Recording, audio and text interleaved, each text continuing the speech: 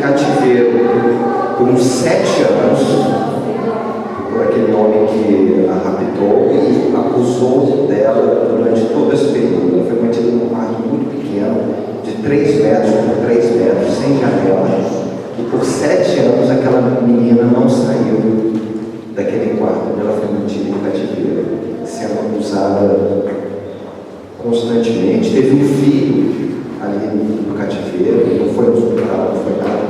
E quando ela foi libertada, o filho dela já era até grandinho, né? Passou bastante tempo. Essa situação, esse filme, na verdade, ele retrata, ele não estava escrito que ele foi baseado em fatos reais, mas existem algumas histórias, acho que há uns 2 ou 3 anos, deu no jornal uma situação muito semelhante a essa daí. Eu acredito que ele foi sim baseado em fatos reais. Quando a gente pensa nisso, vem aquela indignação no coração, né? Como que pode acontecer um negócio desse? Como que Deus permite que aconteça? É um problema para quem crê em Deus se deparar com uma situação dessa e pensar como conciliar isso com a nossa fé. Eu gostaria de, sem muita pretensão, com humildade, na verdade, meditar um pouco sobre esse fato e sobre a vontade de Deus. Mas antes disso, eu gostaria de orar e pedir a direção do Espírito Santo. Pai, em nome de Jesus, nós te agradecemos por esse grande privilégio de sermos teus filhos, de podermos estar aqui te adorando, te louvando, e podemos também, Senhor, sermos ministrados pelo Senhor. Abençoa agora a meditação da tua palavra, que o teu Espírito Santo, Pai, me ajude a ministrar aquilo que é segundo a tua vontade, que o seu Espírito também ministre o coração dos meus irmãos, segundo a necessidade de cada um, para a honra, para a glória e louvor do teu nome. Amém. Provérbios diz assim, Provérbios 26, 4: não respondas ao insensato segundo a sua estultícia, quer dizer, segundo a estultícia dele, para que não te faça semelhante a ele. Verso 5: ao insensato responde segundo a sua estultícia, ou seja, segundo a estultícia dele, para que não seja ele sábio aos seus próprios olhos. Ao final, Deus quer que a gente responda ao insensato de acordo com a estultícia dele ou não, porque o verso 4 fala para a gente não fazer isso e o verso 5 fala para a gente fazer isso. É um pouco confuso, vocês não acham? Provérbios 26, verso 4 e 5.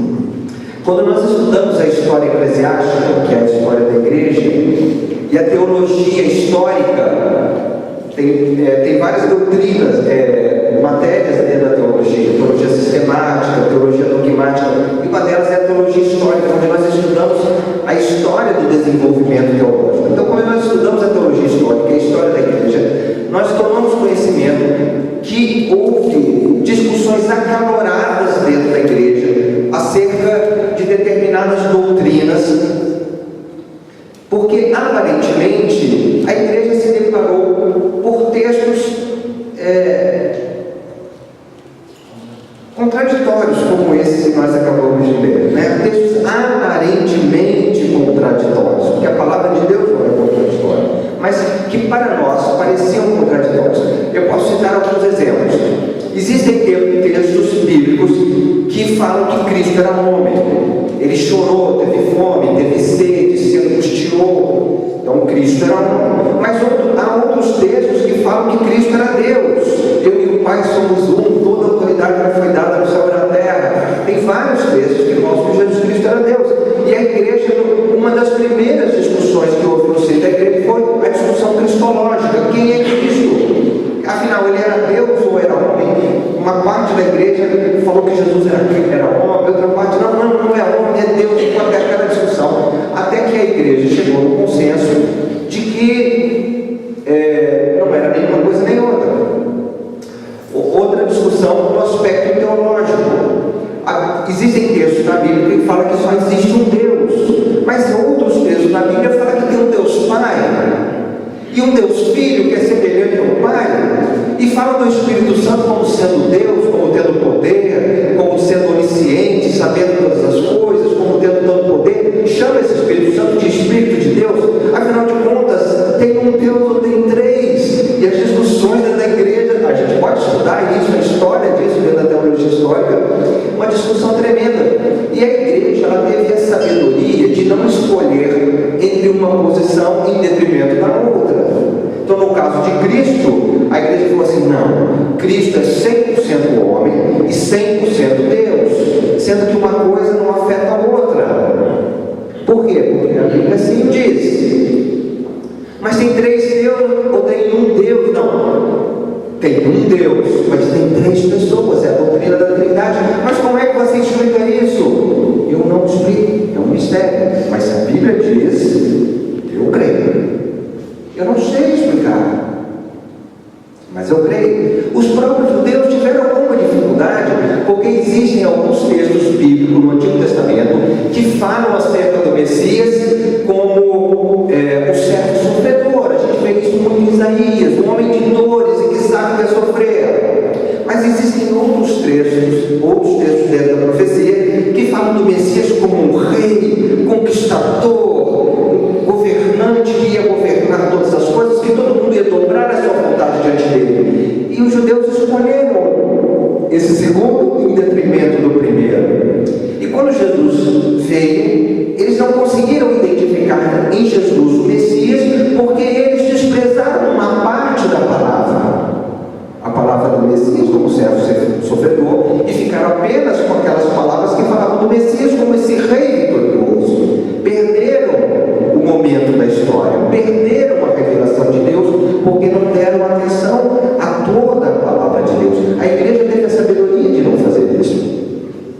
Agora veja que quando nós nos deparamos com a questão da vontade de Deus na Bíblia, nós encontramos uma situação semelhante a essa. E é sobre isso que eu gostaria de meditar nesta manhã. Hoje nós vamos falar um pouco do significado bíblico da vontade de Deus.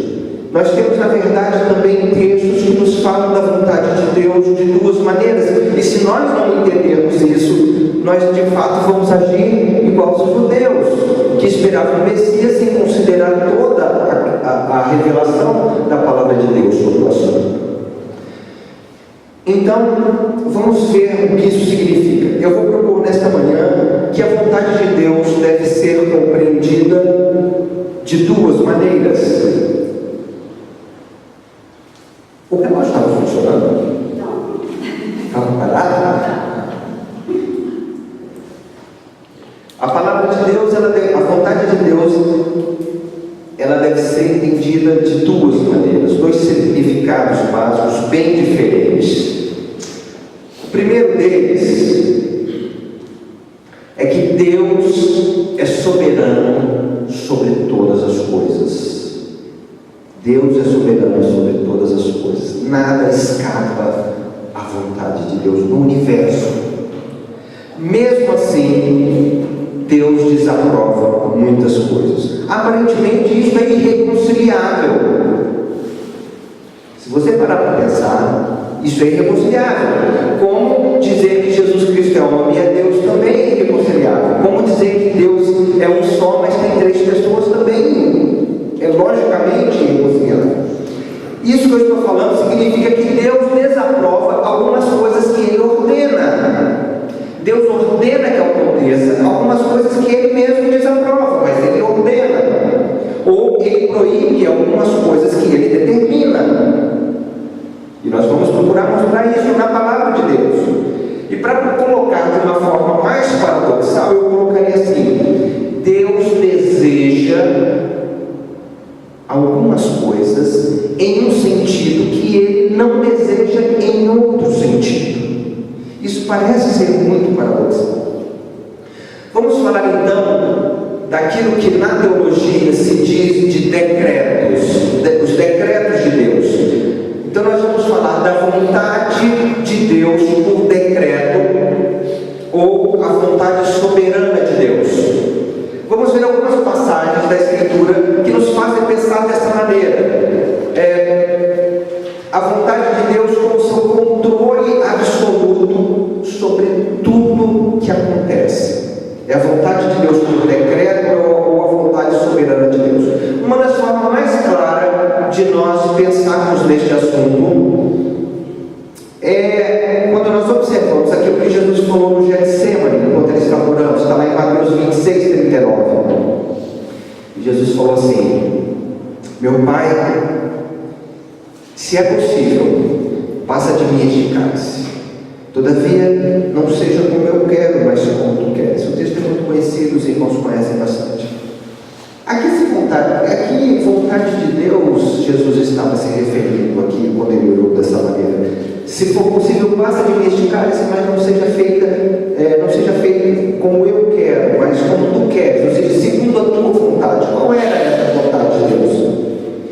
Jesus aqui estava falando do plano soberano de Deus que iria acontecer nas próximas horas. Ele estava ali no jardim do Getsemane.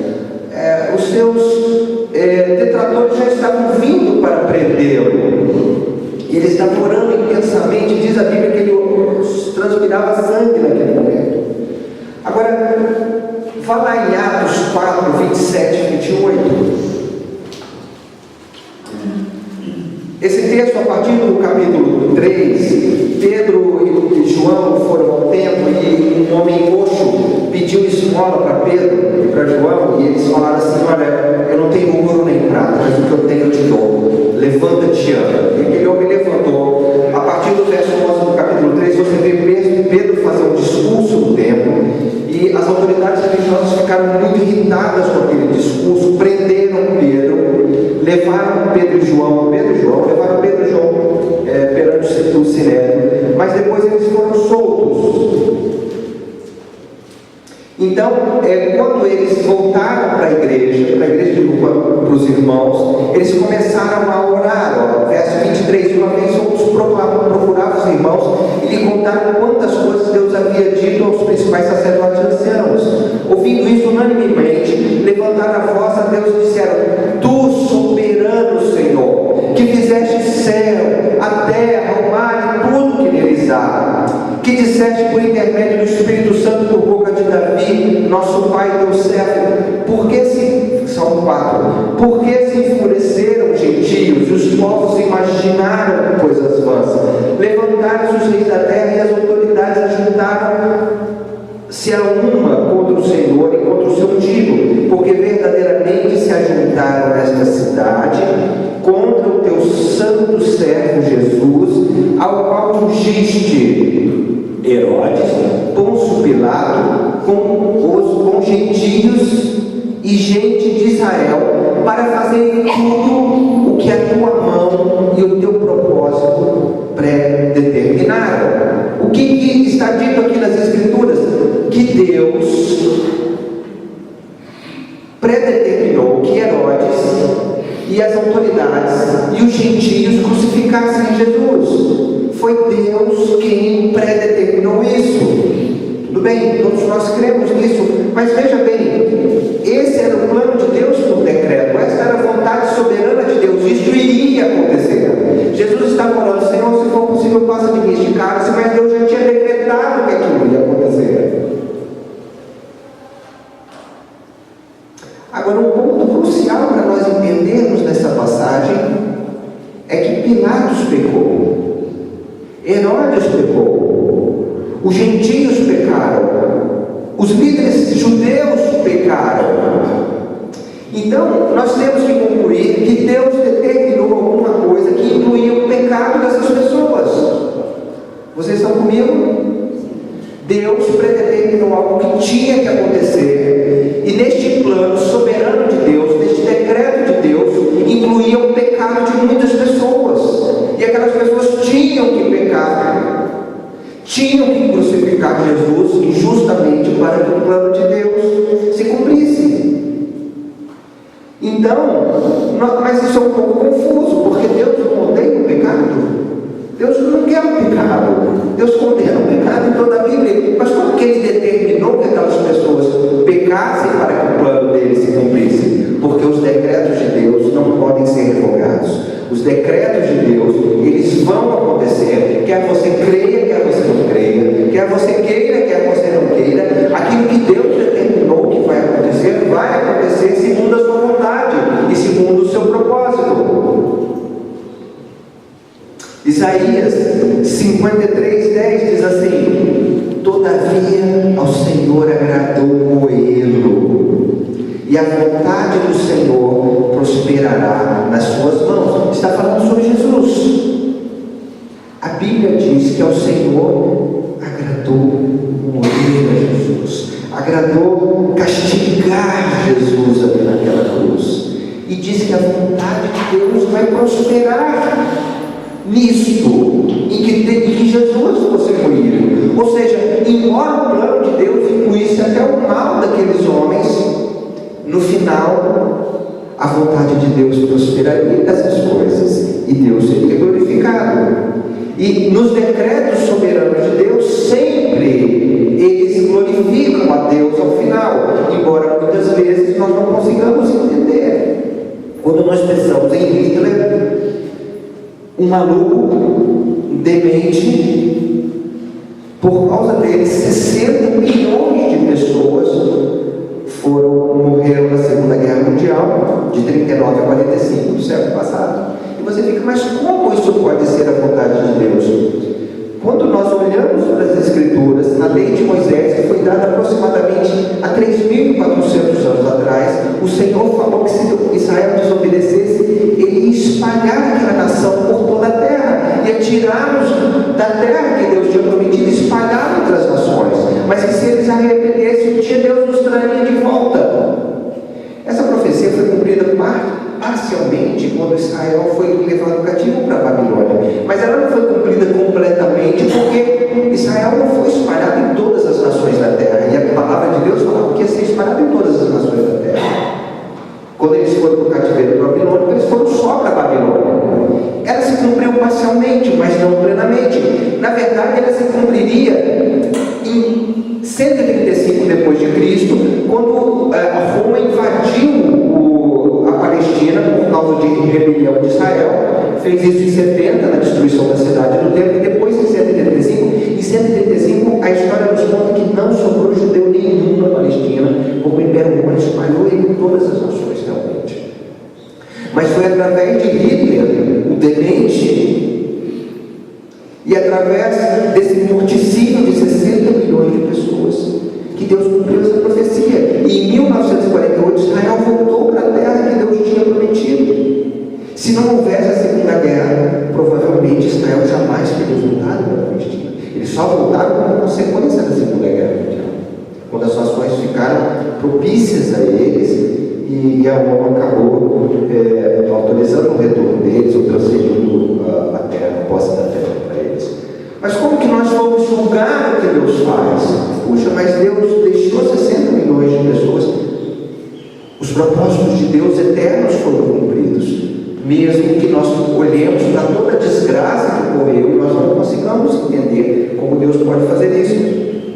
Também em 1 Pedro 3,17, porque é melhor que padeçais fazendo bem, se a vontade de Deus assim o quer, do que fazendo mal. Ora, o que Pedro está falando aqui?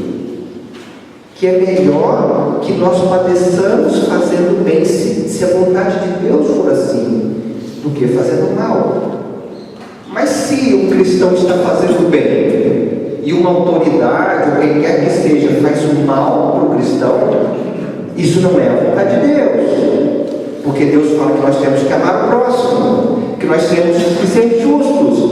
E se eu estou fazendo bem e alguém me faz mal, significa que alguma vontade de Deus está sendo quebrada, ou algum mandamento de Deus.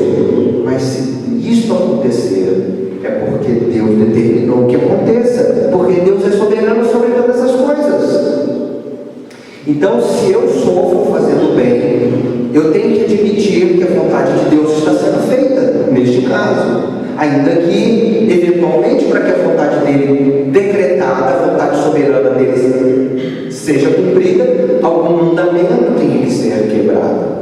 Em outras palavras, Deus pode pode ser a vontade de Deus que os cristãos sofram fazendo bem, né? E aqui nós estamos falando de perseguição. Mas perseguir cristão é um pecado. Não é? Perseguir qualquer pessoa injustamente é um pecado para Deus. Como pode ser a vontade de Deus? Se aconteceu, é porque a vontade soberana de Deus era aquela e ponto. Deus deseja que algumas coisas aconteçam, e isso às vezes envolve o pecado, como foi a morte de Jesus. Explica para mim. Eu não vou explicar, porque eu não sei. E quem disser que sabe também está mentindo, porque não sabe. Mas nós cremos que Deus é soberano. Efésios 1:11 também é um texto muito famoso a respeito da vontade de Deus. E Paulo diz assim: nele digo, em quem também fomos feitos herança, havendo sido predestinados conforme o propósito daquele que faz todas as coisas segundo o conselho da sua vontade, a fim de sermos louvor da sua glória, nós que de antemão cremos em Cristo. Paulo está falando que, de acordo com o propósito de Deus, que faz todas as coisas segundo a sua vontade, ele nos predestinou a nós os que cremos. Isso redunda em louvor da glória de Deus, não é? Aqui mais uma vez está a vontade soberana de Deus, porque Ele predestinou algumas pessoas. Existe muita discussão acerca das doutrinas de eleição e predestinação entre os teólogos, mas o fato é que ela é uma doutrina bíblica.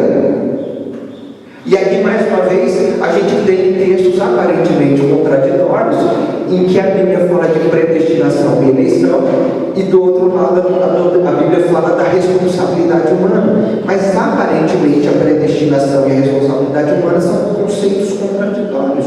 Como que eu posso ser responsável por uma coisa se Deus já predestinou que ela aconteça? Eu não sei explicar.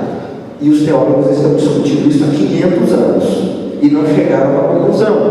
Mas o fato é que a Bíblia fala da predestinação e da eleição, e a Bíblia fala da responsabilidade humana. E esse texto é um dos que falam que Deus faz todas as coisas de acordo com o conselho da sua vontade.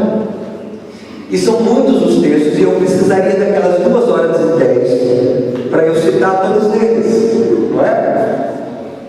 Nenhum pardal cai em terra sem o consentimento de Deus. Mateus 10:29. A sorte se lança no regaço, mas no Senhor procede toda a determinação. Provérbios 16:33. Ao homem pertence os planos do coração, mas a resposta do lábio é do Senhor. Provérbios 16:1. Como corrente de águas é o coração do rei das mãos do Senhor. Ele o inclina para onde quer. Provérbios 21:1. A Bíblia está falando que Deus muda o coração da autoridade de acordo com como Ele quer. Aqui está uma expressão da soberania de Deus. Então este é o primeiro significado da vontade de Deus que nós temos que ter em mente: o controle soberano de Deus sobre todas as coisas. Vamos chamar isso de sua vontade soberana, ou sua vontade por decreto. Essa vontade não pode ser quebrada. Se Deus determina que alguma coisa aconteça, você pode fazer ou não fazer o que você quiser, aquilo vai acontecer, porque Deus já determinou que vai. Ninguém pode quebrar essa vontade de Deus. Nem Satanás, nem os anjos, nem os homens, nem a igreja. Se Deus determinou algo, aquilo vai acontecer. Daniel 4:35 diz: segundo a sua vontade, Ele opera como o exército do céu e os moradores da terra. Não há quem possa deter a sua mão e lhe diga: que fazes? Se Deus trabalha com os exércitos dos céus, com os anjos e com os moradores da terra, e ninguém pode deter a sua mão. Ninguém. Aquilo que Deus vai fazer, Deus vai fazer. A segunda maneira que nós precisamos entender a vontade de Deus, além da vontade de Deus por decreto ou vontade soberana de Deus, é a sua vontade por ordem ou por mandamento. Agora veja, a Bíblia nós encontramos aquilo que nós podemos chamar de vontade por ordem. Na sua vontade por ordem, Deus Ele revela a sua vontade as coisas. Na vontade por decreto, aquilo vai acontecer, nós vamos fazer, quer nós queiramos, quer não. Mas na vontade por ordem, nós podemos falhar em fazer essa vontade de Deus. Nós podemos citar aqui vários versos que dão apoio a esse ponto de vista. Mateus 7,21, Jesus falou assim: nem todo aquele que me diz Senhor, Senhor, entrará no reino dos céus, mas apenas aquele que faz a vontade do Pai que está nos céus. Ora, Jesus está falando que Deus tem uma vontade e que alguns homens iriam fazer essa vontade, outros homens não iriam fazer essa vontade. Os que fizessem essa vontade entrariam no céu, os que não fizessem não entrariam. E aqui a gente tem que ter essa sabedoria de não entender isso aqui como salvação por obras, certo? Jesus não está falando que quem fizer alguma obra ou obedecer vai para o céu, mas é lógico que a obediência é fruto do novo nascimento. Quem já nasceu de novo, quem tem o Espírito Santo obedece a Deus, e esses que obedecem vão para o céu, e vão para o céu porque nasceram de novo, não é? Isso aqui não é salvação pelas obras. Mas o fato é que nem todos fazem a vontade de Deus. Não é uma vontade soberana. A vontade soberana não tem jeito, se Deus determinou, vai acontecer. Mas a vontade por mandamento ou por ordem, sim, essa pode ser desobedecida. Paulo, em 1 Tessalonicenses 4,3 também diz: porque esta é a vontade de Deus, a vossa santificação, que vos abstenhais da prostituição. Ora, aqui temos um exemplo bem específico do que Deus nos ordena. Deus quer de nós a santidade, Ele é santo e quer que nós sejamos santos. Deus quer a santificação, Deus quer a pureza sexual. Essa é a vontade por ordem, mas quando nós olhamos para o mundo, a gente vê as pessoas se prostituindo. Às vezes, quando a gente olha dentro da igreja, a gente também vê pessoas que estão dentro da igreja e estão se prostituindo e tendo uma vida sexualmente imoral e uma vida imoral. Então a vontade de Deus está sendo quebrada constantemente. Essa vontade por ordem, seja no mundo e muitas vezes dentro da igreja. Novamente, esse é um aspecto específico da vontade por ordem, não é? Nós temos aqui em Tessalonicenses 5,18: em tudo dai graças, porque esta é a vontade de Deus em Cristo Jesus para convosco. Ora, Deus queria que nós tivéssemos um coração eternamente agradecido, crendo nele, agradecido a Ele, sabendo que Ele é nosso Pai, que Ele cuida de nós, que em todas as circunstâncias da nossa vida Deus está cuidando de nós, mas nem sempre nós vemos isso. Não vemos isso no mundo e às vezes não vemos na igreja, entre o povo de Deus. Israel passou 40 anos no deserto murmurando, e a vontade de Deus foi quebrada durante todo esse tempo. E às vezes nós vemos cristãos que ainda não entenderam essa vontade de Deus, que Deus quer que nós sejamos gratos, que nós tenhamos um coração agradecido e que nós agradeçamos a Deus por todas as coisas. Muitas vezes, então, a vontade de Deus é quebrada nesse particular. Então, alguns são agradecidos, outros não. Uns murmuram, outros não. Então, eu concluo por essa e muitas outras passagens da Bíblia que existem duas formas de falar sobre a vontade de Deus. A vontade de Deus, ambas são verdadeiras e elas não se incluem. Cristo é homem ou é Deus? Você não precisa escolher. Cristo é homem, 100% homem, e Cristo é 100% Deus. Você não precisa escolher um texto da Bíblia e deixar o outro de lado. As duas são verdades eternas. Em relação à vontade de Deus, nós também não precisamos escolher se o que Deus determina vai acontecer ou se a gente pode desobedecer a Deus. Todos os textos que falam sobre a vontade de Deus são revelação de Deus. A vontade soberana de Deus, ela vai acontecer. O que Deus determinou na sua vida vai acontecer. Quer você queira, quer não, vai acontecer. Mas Deus também tem determinadas vontades que podem ser desobedecidas. Né? Deus quer que você o ame acima de todas as coisas, mas às vezes nós não amamos. Muitas vezes nós amamos mais nossos maridos, esposas, filhos, nossos bens, nossa posição social mais do que a Deus. Não é a vontade de Deus que nós façamos isso, mas nós podemos obedecer ou não. Deus quer que você se encha do Espírito todo dia, e que você ande no Espírito, que os frutos do Espírito estejam abundando na sua vida, mas nós nem sempre fazemos isso. Nós nem sempre damos dando prioridade para essas coisas, de nos enchermos do Espírito e de sermos guiados pelo Espírito. Na própria parábola do semeador, uma das sementes caiu entre os espinhos, e Jesus falou assim: olha, essa semente caiu aí, brotou porque tinha terra, mas os cuidados deste mundo e o amor das riquezas sufocaram essa semente e ela ficou infrutífera. E às vezes nós somos essa semente, porque nós sabemos, nós temos consciência daquilo que Deus espera de nós, mas nós estamos tão enrolados com as coisas dessa vida e com a correria do dia a dia, que nós simplesmente não damos prioridade para aquilo que Deus quer de nós. Então essa vontade de Deus, de que nós sejamos pessoas santas, que nós sejamos cheios do Espírito Santo, que nós andemos em santidade, que nós tenhamos em nós o fruto do Espírito, isso pode ser desobedecido, não é?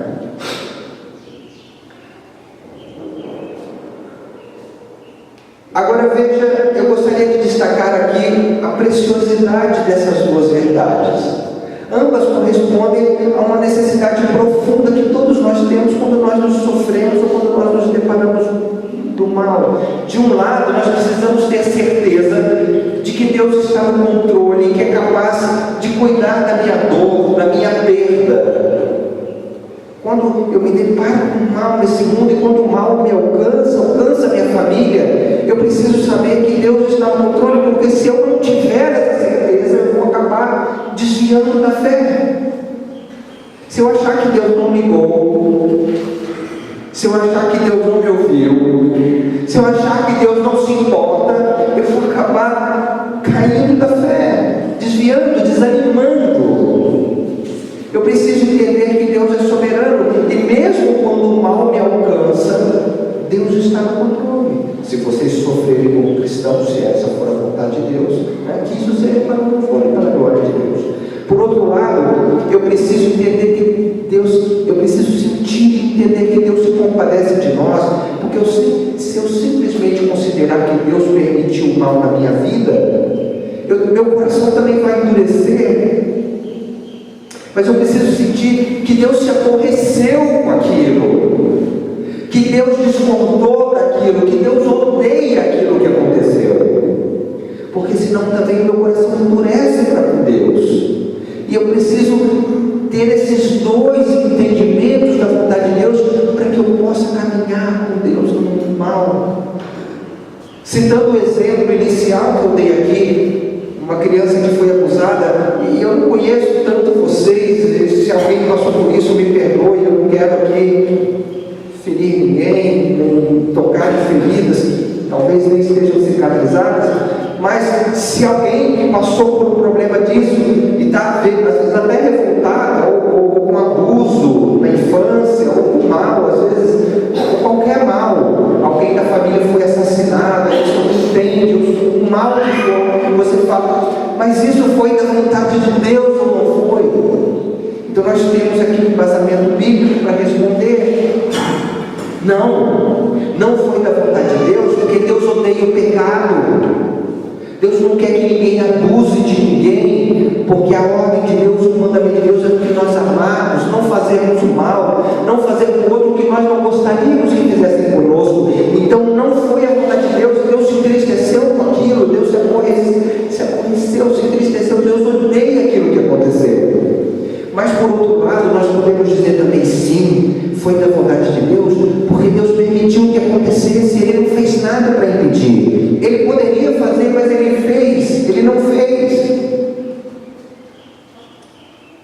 Ele poderia ter evitado o que aconteceu, mas por uma série de razões que eu não consigo entender, e que nessa vida talvez eu não vá conseguir explicar para você, o Senhor permitiu aquilo. Mas eu sei que em todas essas coisas o propósito maior de Deus foi cumprido. Como? Não sei, mas foi. Do mesmo jeito que Deus foi glorificado ao final na morte de 60 milhões de pessoas na Segunda Guerra. Sabe por quê? Porque a palavra de Deus foi cumprida. E o propósito eterno de Deus é muito maior do que todas as coisas. E a nossa vida é um grão de areia dentro desse propósito maior de Deus. E nós não podemos cogitar do porquê de Deus fazer cada coisa que Ele faz. Mas nós temos duas certezas. Uma, de que nós temos um Deus que é forte e soberano o suficiente para transformar qualquer coisa que tenha acontecido na sua vida em bem. Um Deus forte e soberano o suficiente, de tal forma que todas as coisas que Ele permite na sua vida contribuam para o seu bem, para a glória dEle. E a segunda coisa que nós podemos ter certeza é que nós temos um Deus que se compadece de nós, que vê o mal e se entristece, que odeia o mal, e que o nosso sofrimento não causa prazer nenhum nesse Deus, porque 100% das vezes o nosso sofrimento fere a vontade de Deus, de amor, de perdão, de tudo aquilo que Ele determina para o ser humano. E que o mal só acontece na nossa vida porque nós vivemos um mundo mau e caído, que desobedece sistematicamente a vontade de Deus. Era fundamental que nós entendêssemos a natureza humana e divina de Cristo. Era fundamental que nós entendêssemos a Trindade para que a gente tivesse um conceito correto de Deus. É fundamental que a gente entenda a vontade de Deus do jeito que a Bíblia nos coloca, para que nós possamos viver esse mundo mal com alegria, com confiança e nos fortalecendo no nosso Deus. Amém? A vontade soberana de Deus na sua vida vai se cumprir, meu irmão. E essa vontade é boa, perfeita e agradável, e ela redunda para a glória de Deus. Muito embora nas nossas vidas a gente veja essa vontade por ordem de Deus sendo quebrada continuamente, né? Isso também nos estimula. Como diz em Romanos 12, a nos apresentar em sacrifício vivo, santo e agradável a Deus, e não nos conformarmos com este século, mas transformarmos pela renovação da nossa mente, para que nós entendamos essa vontade de Deus em nós. Amém? Que Deus abençoe e dê a todos nós uma semana abençoada na presença dEle, cheios da comunhão e da direção do Espírito Santo. Vamos ficar de pé.